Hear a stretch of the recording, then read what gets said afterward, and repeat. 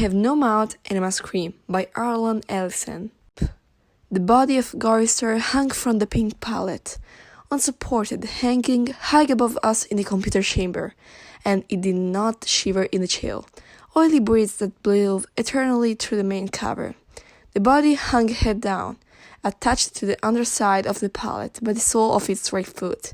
It had been drained of blood through a precious incision made from ear to ear under the lantern jaw.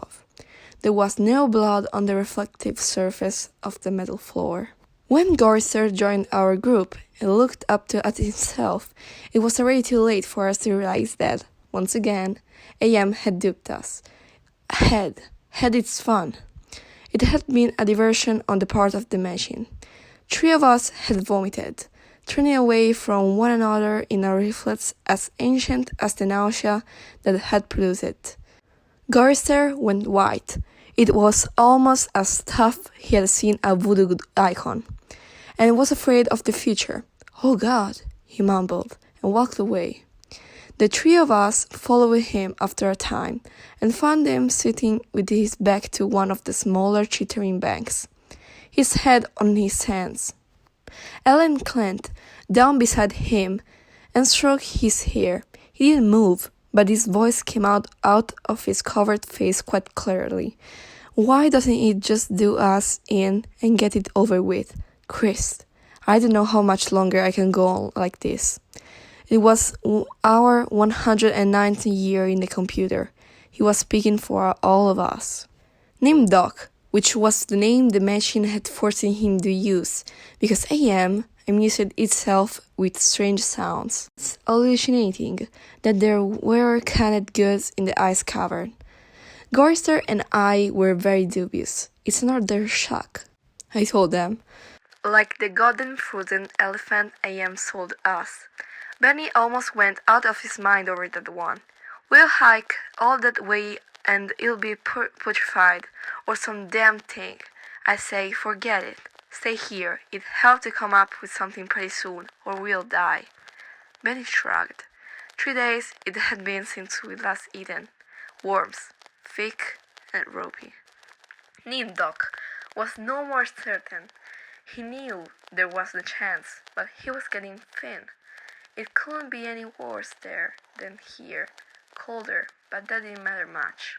Hot, cold, hail, lava, boils, or locusts.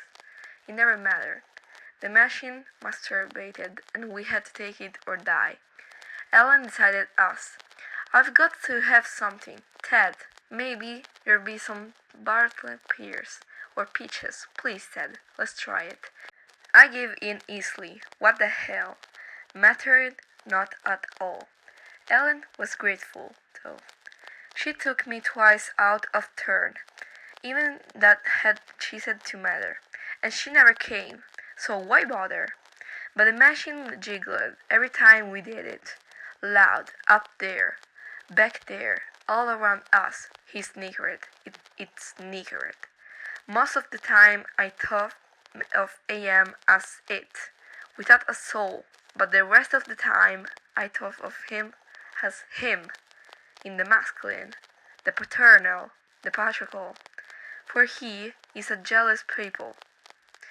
Him, it, God, as Daddy the deranged. We left on Thursday. The machine always kept us up to date on the date. The passage of time was important, not to us, sure as hell, but to him. It. AM. Thursday. Thanks. Nimdok and Gorister carried Ellen for a while, their hands locked to their own and each other's wrists. A seat. Benny and I walked before and after, just to make sure that if anything happened, it will catch one of us and at least Ellen will be safe. Fat chance, safe, didn't matter. It was only 100 miles or so to the ice cavern, and the second day, when we were lying out under the blistering sun thing he had materialized, he sent down some manna, tasted like boiled boar urine. We ate it. On the third day, we passed through a valley of obsolescence, filled with rustling cases of ancient computer banks. AM had been as ruthless with its own life as with ours. It was a mark of his personality. It strove for perfection. Whether it was a matter of killing off unproductive elements in his own world-filling bulk, or perfecting methods for torturing us, AM was as throughout as those who had invented him. Now, long since gone to dust, could ever have hoped. There was a light filtering down from above, and we realized we must be very near the surface, but we didn't try to crawl up to see. There was virtually nothing out there. Had been nothing that could be considered anything for over 100 years, only for blessed skin of what had once been the home of billions. Now there were only 5 of us down here inside, alone with AM. I heard Ellen saying frantically, "No, Benny, don't! Come on, Benny, don't, please!" And then I realized I had been hearing Benny murmuring, under his breath, for several minutes. He was saying, "I'm gonna get out, I'm gonna get out," over and over. His monkey-like face was scrambled up in an expression of beatific delight and sadness, all at the same time. The radiation scars AM had given him during the festival were drummed down into a mass of pink-white poker rings, and the features seemed to work independently of one another. Perhaps Benny was the luckiest of the 5 of us. He had gone stark, staring mad many years before.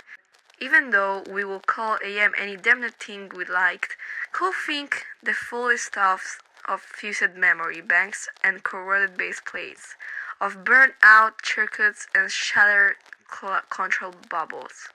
The machine would not tolerate our trying to escape. Benny leaped away from me as I made a grab for him. He scrambled up the face of a smaller memory cube, tilted on its side and filled with rotten components.